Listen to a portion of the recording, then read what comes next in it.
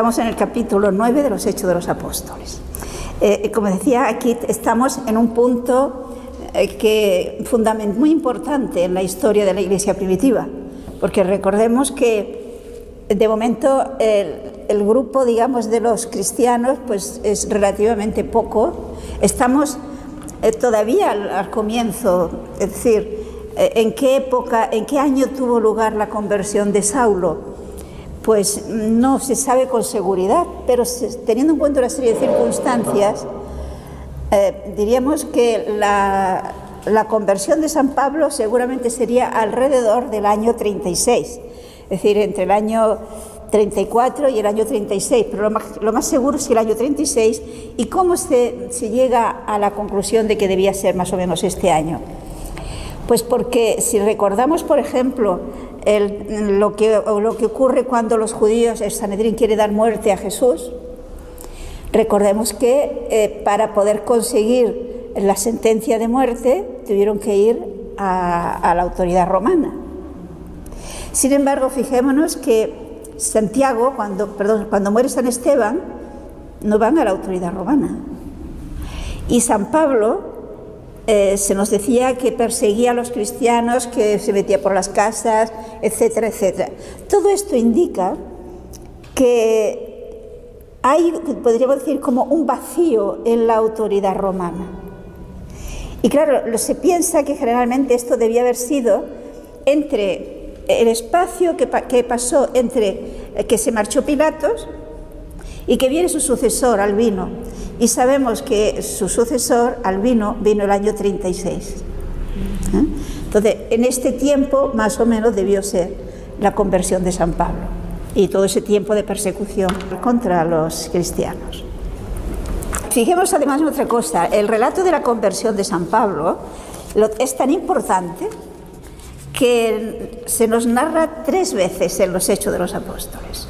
Ahora, que lo relata Lucas, digámoslo así, pero luego también se nos describe la conversión de San Pablo en el capítulo 22 y en el capítulo 26, en el que es el mismo Pablo en sus discursos que lo relata él mismo.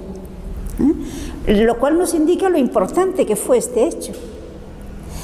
Fijémonos que Saulo, San Pablo, el que llegó a ser San Pablo, era un fariseo fanático. Él mismo se presenta, se dice de sí mismo, pues que él era judío, hijo de judíos, de la tribu de Benjamín, y en cuanto al cumplimiento de la ley, fariseo, o sea, de los más estrictos, y como fariseo, radical. Todo esto explica todos estos acontecimientos que tienen lugar, que nos relatan. Bueno, versículos 1 y 2. Saulo, respirando todavía amenazas de muerte contra los discípulos del Señor, se presentó al sumo sacerdote y le pidió cartas para las sinagogas de Damasco, autorizándolo a traerse encadenados a Jerusalén a los que descubriese que pertenecían al camino, hombres y mujeres. Tenemos, por lo tanto, aquí el versículo 1 se nos dice que Saulo respiraba amenazas de muerte. Fíjate que es muy grave esto. Era como el aire que respiraba. Esto se une, digamos, como una continuación de lo que habíamos visto en el capítulo 8, el versículo 3. Si quieren recordarlo, leerlo. Saulo, por su parte, se ensañaba con la iglesia, penetrando en las casas y arrastrando a la cárcel a hombres y mujeres. Entonces, ahora continúa ese pensamiento que dijo allí, lo continúa aquí. Entonces, la actitud de Saulo era que respiraba amenazas. Era un hombre tremendamente fanatizado. Y precisamente por ese odio que tenía contra los cristianos, ¿qué hace? Pues quiere perseguirles no solo en Israel, sino fuera al extranjero. Y claro, podríamos preguntarnos hasta qué punto él podía perseguir a los judíos fuera de Israel. Y la carta, el libro de los Macabeos nos da la solución. Fijémonos en el primer libro de los Macabeos, el capítulo 15, los versículos 16 al 21.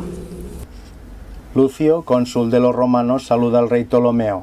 Han venido a nosotros en calidad de amigos y aliados nuestros, los embajadores judíos, para renovar nuestro antiguo pacto de amistad y mutua defensa, enviados por el sumo sacerdote Simón y por el pueblo judío, y nos han traído un escudo de oro de unos 600 kilos. Nos ha parecido bien, y en consecuencia, escribir a los reyes de los distintos países que no intenten causarle mal alguno, ni los ataquen a ellos, ni sus ciudades, ni sus países, y que no presten su apoyo a los que los ataquen. Hemos decidido aceptarles el escudo. Si pues judíos traidores huyen de su país y se refugian en el vuestro, entregadlos al sumo sacerdote Simón para que los castigue según la ley. Se dan cuenta, en esta carta de los romanos a las distintas naciones, podríamos decir que les declara que le dan derecho de extradición a los judíos. Es decir, si en cualquiera de las naciones que estaban bajo la autoridad romana hay algún judío que es un malhechor, que ellos lo consideran un malhechor, pues tienen autoridad de los romanos, que era la suprema autoridad de toda aquella zona, para extraditarlos, o sea, para llevárselos a Jerusalén y allí juzgarlos de acuerdo con su ley. Entonces, teniendo en cuenta esto, ¿qué hace Pablo?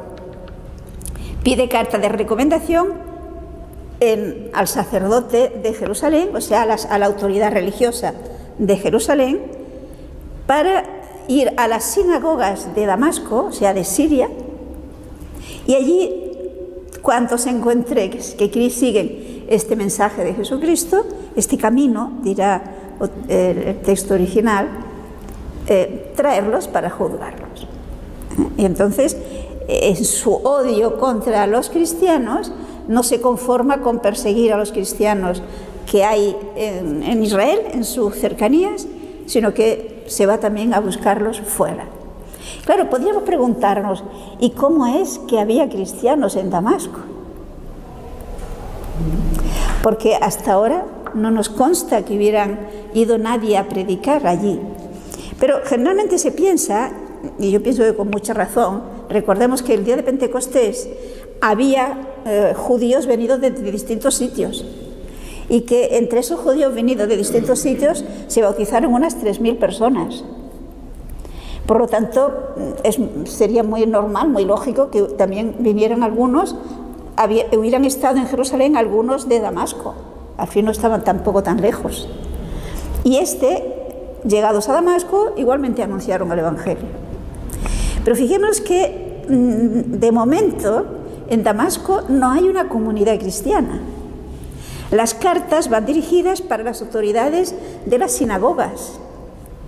Por consiguiente, eran judíos que seguían practicando su vida de judío y que vivían como un judío más, porque en realidad el cristianismo no va en contra del judaísmo.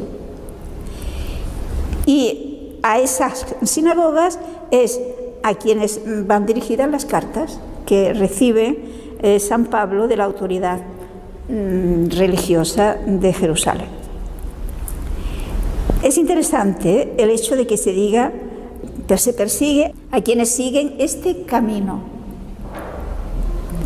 ¿Han pensado un poco por qué se llama el cristianismo el camino?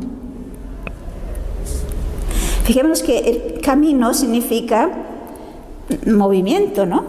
Significa, en el fondo, una manera de vivir, una manera de comportarse. Y el que está al frente de los que siguen este camino es Jesús. Luego, siguiendo esto, tenemos que llegar a la conclusión de que quienes no siguen este camino van perdidos. Jesús dijo: yo soy el camino, no uno de los caminos. Soy el camino, la verdad y la vida.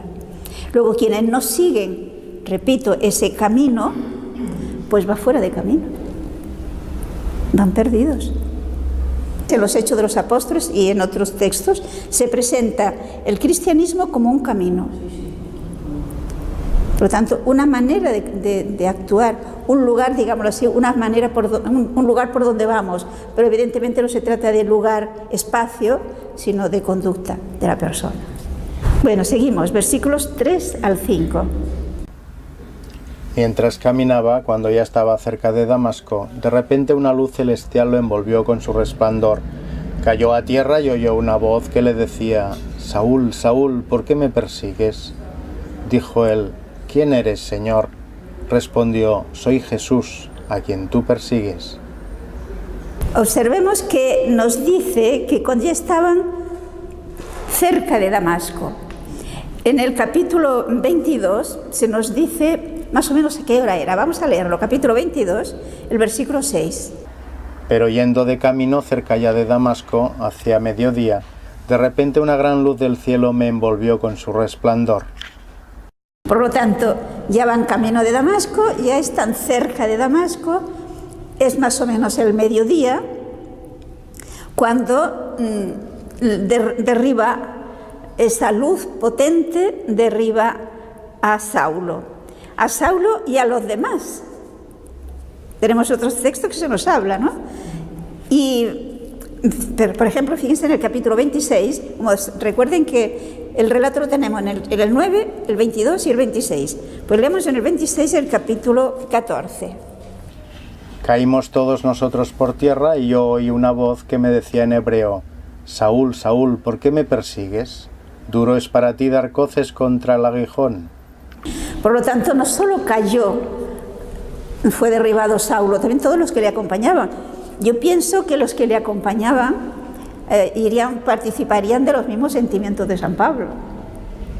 Entonces, todos son derribados, y lo que nos interesa mucho, y que esto para San Pablo fue esencial, son las palabras de Jesús, que le dice: «Saulo, Saulo, ¿por qué me persigues?». Fijémonos que si miramos las cosas desde el punto de vista meramente humano, Saulo no perseguía a Jesús. Es decir, al hombre Dios Jesús no, porque además no lo tenía al alcance de la mano, no lo podía perseguir. Sin embargo, ¿a quién perseguía? Perseguía a los cristianos. ¿Y cómo es que persiguiendo a los cristianos persigue a Cristo? Es importante que nos demos cuenta. Los cristianos, con el bautismo, San Pablo nos dirá en la carta a los romanos, quedamos injertados en Cristo. Somos miembros realmente de Cristo. Por esto, por ejemplo, San Pablo dirá: «Suplo en mi carne lo que falta a la pasión de Cristo por su cuerpo, que es la Iglesia». Porque él, como miembro de Cristo, también tiene que participar de los sufrimientos de Cristo. Luego, Pablo, con estas palabras de Jesús, debió entender perfectamente precisamente la doctrina del cuerpo místico, de que lo que se hace a una persona bautizada se le hace a Cristo, porque es miembro de Cristo. De hecho, es el que habla más ampliamente del cuerpo místico. Y se ve que en el fondo de su predicación está esa conciencia de miembros de Cristo, tanto desde su punto de vista personal, por eso decía que suplía en su carne lo que faltaba a la pasión de Cristo por su cuerpo, que es la Iglesia, como a nivel de su relación con los demás. Y aquí tenemos que Saulo le hace dos preguntas a Jesús. Le dice: «¿Quién eres, Señor?». El versículo 5. ¿Quién eres, Señor? Pero también hace otra pregunta que no la tenemos aquí. En el capítulo 22, fijémonos el versículo 10. Yo pregunté: «¿Qué debo hacer, Señor?». Él me respondió: «Levántate, continúa el camino hasta Damasco, y allí te dirán todo lo que está determinado que hagas». Fijémonos que este paso de Saulo, del Saulo perseguidor, fanatizado, al San Pablo evangelizador, enamorado de Jesucristo. Cristo, dice él en la carta a los Gálatas, me amó y se entregó por mí. Y él vive de la fe, dice, de Cristo, que me amó y se entregó por mí. Y para él su vida es Cristo. Es decir, vemos en sus escritos que el amor de Jesucristo, de Saulo a Jesucristo, es total. Y él, incluso en la carta a los Filipenses, desea participar en los padecimientos de Cristo para así conocerlo mejor. Y todo lo que antes era para él ganancia, ¿se acuerdan en la carta a los Filipenses? La considera basura, la considera pérdida, con tal de conocer a Cristo. ¿Cómo se pudo producir este cambio? Fijémonos que explicación humana no hay.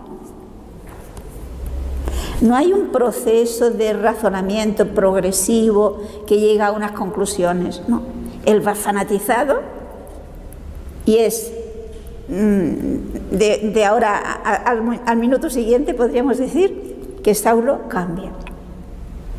Aunque la asimilación de ese cambio lo hará ciertamente poco a poco. Pero este cambio de de Saulo, revela que efectivamente tuvo un encuentro con Cristo y que es la fuerza de Cristo resucitado la que le ha cambiado. No es una fuerza natural humana, es la acción de Cristo resucitado que lo convierte de perseguidor a apóstol. Y que la aparición que tuvo de Jesús fue real, él mismo nos lo va a decir. Es decir, no fue una experiencia mística, no. Fue un encuentro real con Jesús resucitado, que se le apareció, como se le apareció a Pedro, como se le apareció a Magdalena y como se le aparecieron a los otros. Porque no olvidemos que Jesús está vivo, su cuerpo está resucitado. Recordemos que en el Evangelio de San Lucas se nos dirá que tiene las cicatrices de las heridas, que puede comer. Y pensemos que es muy importante que esto lo veamos claro, porque aquello que dice San Pablo de Himeneo y Fileto, que de hecho negaban la resurrección diciendo que la resurrección ya se había hecho en el sentido de humana, de nuestra resurrección, hoy día también hay quienes lo piensan así. Es decir, la idea de que la resurrección es un hecho real, es el cuerpo el que de nuevo resucita con otras condiciones, hoy día no hay mucha gente que lo cree. Y San Pablo, él insiste en que él vio realmente a Jesús. Y ese encuentro real con Jesús es lo que le hace dar vueltas a sus ideas. Fijémonos lo que él mismo nos dice en la primera carta a los Corintios, capítulo 9, versículo 1. No soy libre, no soy apóstol, no he visto a Jesucristo nuestro Señor. ¿No sois vosotros el resultado de mi trabajo en el Señor? ¿Se acuerdan cuál era la condición que tenía que reunir el que había de ocupar el lugar de Judas? La condición fundamental es que pueda ser testigo de Jesús resucitado. Pablo puede ser realmente apóstol porque ha visto a Jesús resucitado. San Pablo, mientras vivió Jesús en Jerusalén, en Israel, digamos, no sabemos si él vivía ya en Jerusalén o no, pero ciertamente él no conoció personalmente a Jesús. Sin embargo, lo ha visto resucitado. Es más, aun cuando lo hubiera visto antes de la pasión y de la muerte, tampoco podía ser testigo. Tenía que ser testigo de que realmente está vivo y ha resucitado. Otro texto, fíjense en el capítulo 15 de la 1 Corintios, los versículos 5 al 9. Y que se apareció a Cefas y más tarde a los 12, y después se apareció a más de 500 hermanos juntos, la mayoría de los cuales vive todavía y otros han muerto. Después se apareció a Santiago, más tarde a todos los apóstoles. Por último, como un aborto, se me apareció también a mí, porque yo soy el menor de los apóstoles y no soy digno de ser llamado apóstol, porque he perseguido a la Iglesia de Dios. O sea que observemos que cuando va enumerando las distintas apariciones que tuvieron los testigos, se nos habla de la aparición a Cefas, la aparición a Santiago, la aparición en Galilea seguramente a más de 500, de los cuales todavía muchos vivían. Y dice que el último, como un aborto, se le apareció a él. ¿Por qué como un aborto? Pues fuera de tiempo, ya había tenido lugar la ascensión y es cuando se aparece a Pablo. Pero Pablo lo vio igual que Cefas, igual que Santiago, es decir, igual que Pedro, igual que Santiago, igual que aquellos 500, igual que Magdalena. Es decir, realmente vio a Jesús. Y por eso se puede presentar como testigo de la resurrección de Jesús, se puede presentar como apóstol. Yo diría que también nosotros comenzaremos a ser realmente auténticos testigos de Jesús cuando estemos convencidos de que Jesús está vivo, que Jesús no es un personaje que existió en la historia y, bueno, pasó a la historia. Sí, puede estar en el cielo, pero bueno, como uno más. No, Jesús no es ese su caso. Jesús es el primero de los muertos que ha resucitado. Y que lo mismo que Jesús ha resucitado, nosotros resucitaremos. Y esa es la gran esperanza que tenemos los cristianos. Que con la muerte no se acaba todo. Y yo pienso que es razonable. Si Dios hubiera pensado que nosotros por una eternidad no tuviéramos cuerpo, sino que fuéramos simplemente espíritu, ¿por qué nos creó con cuerpo? ¿No les parece que es un absurdo? Hay un texto del libro de la sabiduría que dice que todo lo que existe, existe porque Dios lo ama. Luego, si nos ha dado un cuerpo es porque Dios lo ama y nos ama así, con cuerpo. Entonces, si nos ha salvado como seres humanos, también con cuerpo. Y esto es fundamental en la vida de un cristiano. Y esto es lo que nos da esperanza. Y esto es lo que nos da, yo diría, alegría. Porque la muerte no tiene la última palabra. Fijémonos que se llama el lugar donde están los muertos cementerio, que significa dormitorio. Van a despertar. Puede que tarden más. Es un sueño muy largo, es verdad, pero es un sueño. Van a despertar. Y tenemos la absoluta certeza porque Cristo ha resucitado. Y Él es nuestra cabeza. Y si la cabeza ha resucitado, evidentemente los miembros también. Sería una normalidad que resucite la cabeza y sus miembros no. En la carta a los Filipenses, si no recuerdo mal, nos dice que transformará nuestro cuerpo frágil en un cuerpo glorioso como el suyo.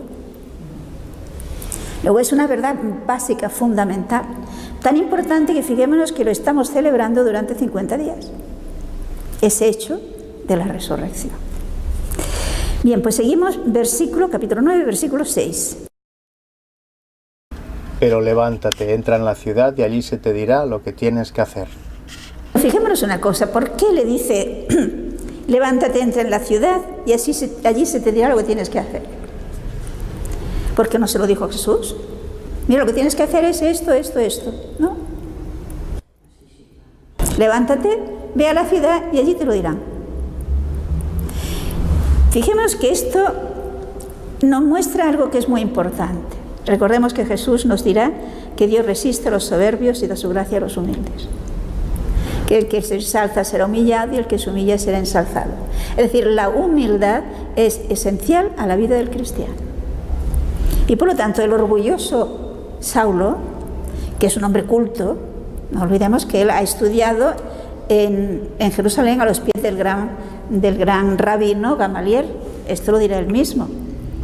Por lo tanto, es un hombre culto y va a ir a Damasco, no sabe quién le va a informar de lo que tiene que hacer. Pero Saulo necesita experimentar, asimilar que todo lo que tenemos es do suyo y que dependemos de Dios totalmente. Esa humildad es fundamental.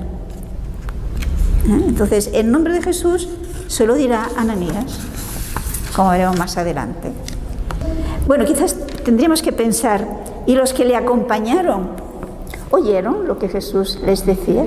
Ahí se nos dice que oyeron la voz, pero no vieron a nadie. Pero fijémonos en el capítulo 22, el versículo 9. Mis compañeros vieron el resplandor, pero no oyeron la voz que me hablaba. Por lo tanto, fijémonos, según el versículo 22, vieron el resplandor, cayeron por tierra igualmente, pero dice, no oyeron. Luego, ¿qué tenemos que deducir?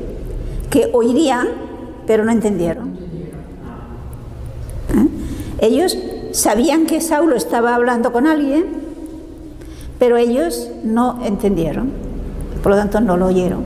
Oyen un sonido de voz, pero no entienden la voz. Ven la cuestión. Y de hecho, porque tenemos que pensar, porque no se nos dice qué ocurrió con los compañeros. ¿Se convirtieron? ¿No se convirtieron? No lo dice. Podemos pensar lo que queramos, pero ciertamente lo que sí vemos es que en Damasco no se comentó eso que Jesús le dijo a Saulo. Quienes lo saben, veremos el caso de Ananías, es porque Jesús se lo va a revelar. Pero ¿se imaginan que si ellos hubieran entendido ese diálogo entre Jesús y Saulo, no lo habrían dicho? Luego se trata de un encuentro muy personal de Saulo con Jesús. Y este encuentro con Jesús cambia su vida. De hecho, nosotros también a partir del encuentro con Jesús cambiamos. ¿Se acuerdan que el Papa Benedicto XVI dijo que empezamos a ser cristianos no cuando aceptamos unas verdades o cuando tenemos unas prácticas cristianas, sino cuando tenemos un encuentro con aquel que es Cristo? Porque el cristiano básicamente es aquel que se adhiere a Cristo, que lo asume como su amor supremo. Y entonces su vida estará relacionada con su encuentro personal con Jesús, que cambia el sentido y la orientación de todo lo demás de nuestra vida. Bueno, versículo 7. Sus compañeros de viaje se quedaron mudos de estupor porque oían la voz, pero no veían a nadie. Es lo que hemos comentado antes. Es decir, ellos oyeron el sonido, vieron la luz, cayeron por tierra, es decir, experimentaron esa fuerza de esa presencia de Dios, pero no entendieron, no se percataron de ese diálogo y de esa llamada de Jesús a Saulo. Seguimos, versículos 8 y 9. Saulo se levantó del suelo y aunque tenía los ojos abiertos no veía nada. Lo llevaron de la mano hasta Damasco. Allí estuvo 3 días ciego, sin comer ni beber. Pongámonos un poco en su lugar. Saulo, con ese choque que tiene desde su encuentro con Cristo, por uno de los relatos nos dice que podemos deducir que Saulo en un principio trató de resistir. En un principio trató de resistir ese cambio en su vida. Y tiene las palabras de Jesús que le dice: duro te es dar coces contra el aguijón.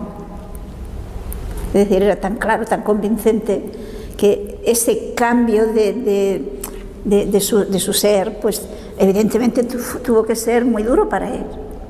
Y en un principio intentó resistir, pero finalmente cae, y le dice: Señor, ¿qué quieres que haga? Entonces tenemos que Saulo, después de ese encuentro con Cristo, queda ciego. Y pensemos un momento la situación en la que se encuentra Saulo, con ese encontronazo con Jesús, que impactó enormemente todo su ser, ¿no? Pensemos todas sus ideas, que él tenía muy bien elaboradas como fanático fariseo y además conocedor de la Sagrada Escritura. Ante esa experiencia con Jesús, todas esas ideas cambian, las ve de otra forma. Diríamos que entonces encajan muy bien, que seguramente antes no encajaban tanto. Pero está ciego con ese impacto y está ayunando. Y esto durante 3 días, sin comer ni beber. Con lo cual, la tensión interior, pues podemos imaginarnos que era tremenda. ¿Y qué estaba haciendo? Veremos más adelante, lo que estaba haciendo era orando. Es decir, era un hombre creyente. Y por lo tanto, ante esa situación fuerte, necesitaba poner sus ideas en su sitio a través de la oración, a través de interiorizar y dialogar con Cristo, dialogar con Dios. Y Dios le ayuda. Yo me acuerdo que María Benedicta, en una carta que me dejó como testamento, digámoslo así, decía esto, que cuando hubiera momentos difíciles, con la oración intensa encontraría solución. Y es lo que hace Saulo. Esa oración intensa que le ayuda a ver las cosas claras. Versículos 10 al 12. Había en Damasco un discípulo que se llamaba Ananías. El Señor lo llamó en una visión: Ananías. Respondió él: Aquí estoy, Señor. El Señor le dijo: Levántate y ve a la calle llamada Recta y pregunta en casa de Judas por un tal Saulo de Tarso. Mira, está orando. Y en esta oración ha visto en visión a un cierto Ananías que entra y le impone las manos para que recobre la vista. O sea, observemos cómo interviene de una manera extraordinaria Dios en el caso de Saulo. Aquí tenemos a Ananías, que es un discípulo de Cristo, es un cristiano, pero es un buen judío también. No ha dejado de ser judío y un buen judío. Y que el Señor se le aparece a este Ananías y observemos la actitud de Ananías. Heme aquí, Señor. Esa disponibilidad. Es un auténtico creyente. Y el Señor que dice: levántate, vete a la calle Recta. Fijémonos que todavía la calle Recta, por lo visto, era una calle que atravesaba de este a oeste Damasco. Todavía quienes lo conocen dicen que aún quedan restos de aquella calle, en el actual Damasco. Y se trata de que en casa de Judas, no sabemos si era creyente o no era creyente, es donde está Saulo en esta situación, y se nos dice, fijémonos bien, que está orando. Por lo tanto, no solamente está en esa situación de ceguera y de estar ayunando, sino que está orando. Lo cual nos indica cómo Saulo buscaba con interés luz. No solamente luz física, luz en su interior, porque es lógico que en ese momento debía tener bastante complicado todo su interior. Es como el que revuelve todo y está todo mezclado. Necesitaba que se posase y ver las cosas en su sitio. Y por lo tanto, ¿eso cómo lo consigue? Orando. Seguimos, versículos 13 al 16. Ananías contestó: Señor, he oído a muchos hablar de ese individuo y del daño que ha hecho a tus santos en Jerusalén, y que aquí tiene autorización de los sumos sacerdotes para llevarse presos a todos los que invocan tu nombre. El Señor le dijo: Anda, ve, que ese hombre es un instrumento elegido por mí para llevar mi nombre a pueblos y reyes y a los hijos de Israel. Yo le mostraré lo que tiene que sufrir por mi nombre. Si nos fijamos, Ananías está bien informado de quién era Saulo y a qué iba a Damasco. Y es lógico que si Jesús le dice: ve allí, está Saulo, él le dice: pero Saulo se dice que es un perseguidor y que viene precisamente aquí para perseguirnos. Pero fijémonos que los caminos de Dios no son nuestros caminos. Y contra los caminos de Dios es inútil luchar. Y en este caso, Dios había escogido a Saulo para esa misión. Y por lo tanto, Saulo realizaría ese proceso. Sin duda alguna, y esto lo vemos por sus escritos, lo hace de una manera libre. Es decir, una vez que se ha encontrado con Cristo, se ha entregado del todo. Pero ha tenido que tener un encontronazo fuerte con Cristo, un encontrar de una manera totalmente evidente la verdad para hacer este cambio en su vida. Y yo pienso, ¿y Dios y Jesús no podría hacer lo mismo hoy? En tantos que luchan, por ejemplo, contra Cristo. Yo creo que sí, ¿no? Porque Jesús sigue siendo el mismo y el ser humano en el fondo sigue siendo el mismo. Porque todos estamos hechos a imagen y semejanza de Dios. Y por lo tanto, todos podemos y pueden cambiar. Pues quizás tendríamos que orar más por la conversión de estas personas. Porque no olvidamos que la oración es eficaz. Tendríamos que planteárnoslo. Normalmente, las personas radicales que con tesón siguen una actitud fanática, en el momento que encuentren la verdad, con esa misma fuerza se dedican por lo otro. Son tipo líderes. Y esto es lo que ocurrió con San Pablo. Fue un líder escogido por Dios y dice, porque este es para mí vaso de elección. ¿Y qué es lo que quiere Dios de este? Que lleve su nombre a todas las naciones. Es decir, las naciones se refiere a los no judíos, los gentiles, las gentes, y también a los hijos de Israel. Pero sobre todo, Dios le llama para que vaya a llevar el Evangelio a los gentiles, a los paganos. Pero fijémonos en el versículo 16. Yo le mostraré cuánto habrá de padecer por mi nombre. No existe un trabajo de evangelización o incluso una auténtica vida cristiana sin una participación de la cruz de Cristo. Y esto es normal y no tendría que extrañarnos. Es así. De hecho, el mismo San Pablo, cuando explica todo lo que él ha tenido que padecer, ¿se acuerdan en la segunda carta a los Corintios? Quizá lo podíamos leer en el capítulo 11, versículos 23 al 27, perdón. Que son siervos de Cristo. Voy a decir un disparate, mucho más yo, más en fatigas, más en cárceles, muchísimo más en palizas y frecuentemente en peligros de muerte. De los judíos he recibido 5 veces los 40 azotes menos 1. 3 veces he sido azotado con varas, 1 vez he sido lapidado, 3 veces he naufragado y pasé una noche y un día en alta mar. ¿Cuántos viajes a pie con peligros de ríos, peligros de bandoleros, peligros de los de mi nación, peligros de los gentiles, peligros en la ciudad, peligros en despoblado, peligros en el mar, peligros entre falsos hermanos, trabajo y agobio, sin dormir muchas veces, con hambre y sed, a menudo sin comer, con frío y sin ropa. O sea, como aquí hace como un pequeño resumen de lo que significó su entrega por la causa de Cristo. Y todo eso, ¿por qué lo sufre? Por predicar el Evangelio. Porque se entrega del todo, sin límites, podríamos decir, ¿no? Por lo tanto, cuando aquí le dice Jesús a Ananías, yo le mostraré cuánto habrá de padecer por mi nombre. Pero San Pablo, repito, cuando él habla, cuando está preso en Roma, dice que se alegra de esto porque sufre en su carne lo que falta a la pasión de Cristo por su cuerpo, que es la Iglesia.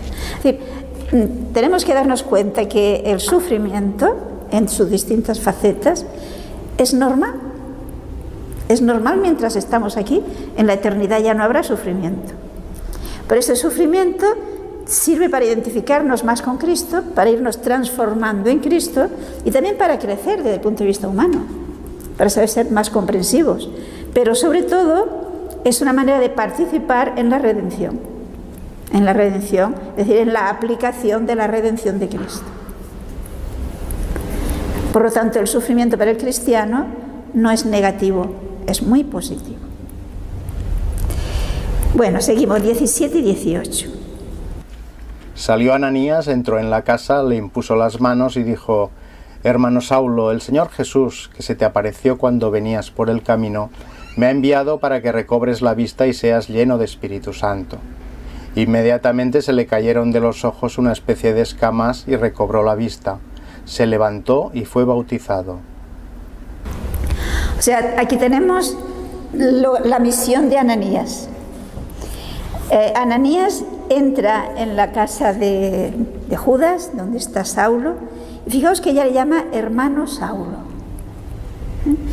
Observemos que Ananías ha creído lo que le han dicho, que ya no es perseguidor, que puede ir tranquilo. Y sabe que Jesús se le ha aparecido por el camino. Recordad que habíamos visto antes que al mismo tiempo que Jesús se aparece a Ananías, también se revela a Saulo que viene un tal Ananías y que le impone las manos. Es decir, Jesús ayuda a que no sea tan complicado, a facilitar las cosas de alguna forma, ¿no? Entonces, Ananías hace, digamos, dos funciones importantes. Primero, le impone las manos y recobra la vista, y segundo, lo bautiza. Y lógicamente Saulo, que llevaba 3 días en ese estado de tensión, de oración intensa y de ayuno, come y recobra la vista, recobra la fortaleza. Y como veremos, enseguida se pone a anunciar a Jesucristo, de perseguidor en apóstol. Seguramente, además él lo dirá más adelante, él tuvo que pensar que como que todo el mundo sabía que él era un perseguidor, si ahora él anunciaba a Cristo, sería más fácil que le creyeran. Pero no fue así. Se nos dice que aquí simplemente esto, que recibió la vista y que se bautizó. Fijémonos que por lo que se nos dice de la situación de los cristianos en Damasco, se ve que no tenían sacerdotes. No había una comunidad, diríamos, bien organizada, una comunidad cristiana bien organizada. Eran judíos que habían creído en Cristo y estaban bautizados, pero seguían viviendo en su judaísmo. Versículos 19 al 22. Comió y recobró las fuerzas, se quedó unos días con los discípulos de Damasco, y luego se puso a anunciar en las sinagogas que Jesús es el Hijo de Dios. Los oyentes quedaban pasmados y comentaban: ¿no es este el que hacía estragos en Jerusalén con los que invocan ese nombre? ¿Y no había venido aquí precisamente para llevárselos encadenados a los sumos sacerdotes? Pero Pablo cobraba cada vez más ánimo y tenía confundidos a los judíos de Damasco, demostrando que Jesús es el Mesías. Yo no sé si se han fijado que ya en el versículo 17, Ananías le dice a Saulo que recobre la vista y seas lleno del Espíritu Santo. Es interesante que nos demos cuenta la importancia enorme que tiene la presencia y la acción del Espíritu Santo en la Iglesia. Si de hecho, si recordamos, el mismo Cristo actúa lleno del Espíritu Santo. Juan Bautista es impulsado por el Espíritu Santo. Recuerden que el ángel Gabriel le dijo a su padre Zacarías que estaría lleno del Espíritu Santo ya desde el seno de su madre. Y aquí Saulo recibe el Espíritu Santo y con esa fuerza del Espíritu Santo puede anunciar a Jesucristo. Y lo anuncia con valentía, sin tener miedo a que se puede jugar la vida, porque de hecho se la estaba jugando. Sabemos que San Pablo no estuvo todo el tiempo en Damasco, es decir, enseguida que se fue bautizado, estuvo predicando en Damasco, pero sabemos por otros textos que también estuvo fuera, estuvo en la Arabia, es decir, pongámonos en su lugar. Saulo necesitaba asimilar íntimamente toda esta riqueza del Evangelio. Él ha recibido una luz especial de Jesucristo y él mismo lo dirá, que no fue a Jerusalén a informarse, sino que lo recibió directamente de Jesucristo, ¿no? Pero sin embargo, esto se necesita integrar en su vida, integrar en todo su conjunto de conocimientos que tiene y de experiencias y de vivencias. Y por lo tanto, tiene necesidad de silencio y de oración prolongada. Y esto sigue siendo igual para todos. Si queremos que realmente el Evangelio se transforme en vida nuestra, necesitamos dedicar tiempo de silencio y de reflexión, tiempo de oración y de silencio, porque si no, el ruido, las actividades nos desbordan y no nos dejan profundizar. Entonces, Saulo tiene que buscar cómo profundizar. Podemos ver un texto en Gálatas, capítulo 1, el versículo 17. No consulté con hombres ni subí a Jerusalén a ver a los apóstoles anteriores a mí, sino que enseguida me fui a Arabia y volví a Damasco. Por lo tanto, fijémonos que según él nos cuenta, después después de su bautismo, y después de un primer tiempo, se marchó a Arabia, es decir, se marchó al desierto. Repito, para interiorizar, seguramente fue un tiempo de oración. Y luego vuelve a Damasco. Y es cuando con tanta valentía anuncia a Jesucristo. Lógicamente se va a encontrar con el rechazo de los fanáticos, como antes lo era él. Sin embargo, es interesante darse cuenta que él mismo dirá que si él era tan fanático, era por ignorancia, pero en el fondo en él había buena voluntad, en él había rectitud, en él había la voluntad de que la voluntad de Dios se hiciera, valga la redundancia, ¿no? de que se hiciera lo que Dios quiere que se haga. Y entonces estaba convencido que era aquello, y por lo tanto, con todo lo que el fanatismo no está justificado, porque no deja de ser curioso saber que el maestro de Saulo fue Gamaliel. Y recuerden que Gamaliel se presenta precisamente como un hombre muy equilibrado, muy sensato. Esto Saulo no lo aprendió de su maestro. Esa sensatez, ese equilibrio, ese sosiego, no, es radical. Versículos 23 al 25. Pasados bastantes días, los judíos planearon matarlo, pero la conspiración llegó a conocimiento de Saulo. Vigilaban día y noche sobre todas las puertas con la intención de matarlo. Entonces los discípulos lo tomaron y le hicieron salir de noche, descolgándolo muro abajo en una espuerta.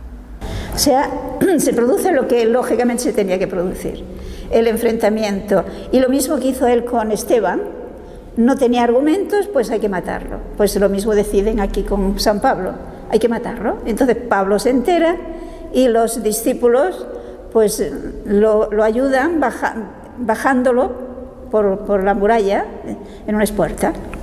¿Por qué? Porque la puerta estaba vigilada. Él mismo nos lo cuenta, fíjense en la 2 Corintios, capítulo 11, versículos 32 y 33. En Damasco, el gobernador del rey Aretas montó una guardia en la ciudad para prenderme. Metido en un costal, me descolgaron muralla abajo por una ventana y así escapé de sus manos. O sea, ¿qué es lo que pasaría? Pues en aquellas murallas había casas que estaban adosadas a las murallas. Entonces, una ventana daba a la parte fuera de la muralla y por allí le descolgaron.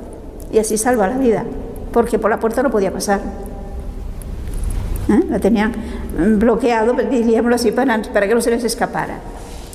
Y de esta manera San Pablo comienza a experimentar todo lo que sufrirá. Pero todas estas dificultades a Saulo nunca lo desanimarán. Nunca, porque ve en las mismas dificultades una manera de, repito, participar en la misión salvadora de Jesucristo. Bueno, nos quedamos aquí y ojalá que nosotros también aprovechemos nuestras dificultades, que todos tenemos unas u otras, para no protestar, no quejarnos, no renegar, sino aceptarlas y ofrecerlas con amor, como lo hizo Jesús y como lo hizo San Pablo. Y de esta manera colaboramos a la salvación de los demás y nosotros crecemos y no nos amargamos ni amargamos a los que hay a nuestro alrededor.